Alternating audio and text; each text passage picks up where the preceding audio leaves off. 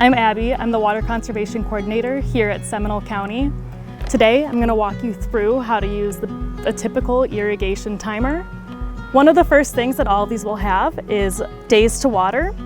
Right here, we have it on a custom schedule, so it's all the way to the right, and then you can go through each day of the week, and it will say on or off.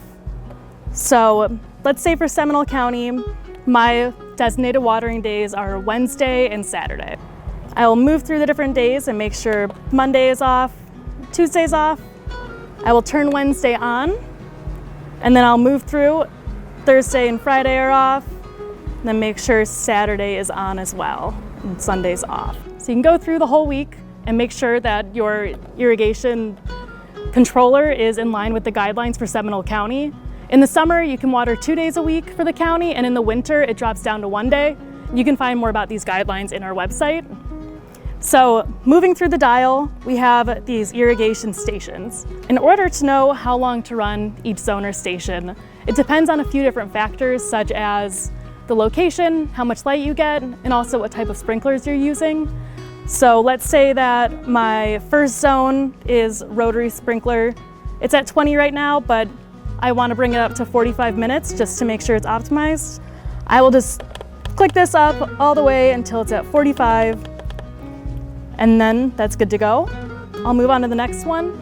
And if it's a spray zone, those that pop up and spray water, that is typically more 20 to 30 minutes. So this is at 20, it's good to go. You move through each zone consecutively and make sure that they have as much water as you need. If you only have 4 zones, but you have 8 different zones on the system, no need to worry, you could just put it at 0. And then also something that's really important is the program start times. You want to make sure you have one start time for the whole system. There are often several. However, if you have more than one that runs, it will go, let's say it starts at 6 a.m. and you have another at 11 p.m. Both of those will run and you might not know it's going. So that's a really good way to make sure that you're saving water and not wasting extra water at your lawn. And in Florida too, we want to make sure our start times are either before 10 a.m. or after 4 p.m. So this one right here, I have at 4:30 in the morning, and then for 2 and 3, you can see there's nothing. So that is taking us all the way around. And then finally, we are moving to the current date and time.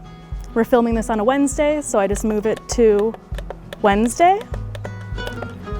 And then the time, and it's about 2:30 p.m. So that is taking us nearly all the way around. The very last thing you'll see is a water budget. And basically this is going to say what percent of the times that you've put in it's going to use. So if you're using 10 minutes on a timer, but you have it down to 90%, that'll go for 9 minutes. I like to keep it at 100% so that the amount of minutes that I set the timer to will just be exactly what it is. However, that's just so you know what this is as well. So after you do that, you can set it to auto, and it should be going around and irrigating on the correct days and times.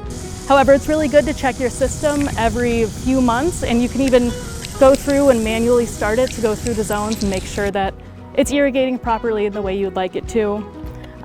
You can also just make sure that after a power outage, you go and check your timer.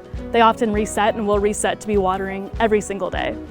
So with those tips, I hope that it's really helpful and that you can learn more about how to use your irrigation system and how to irrigate your landscape effectively.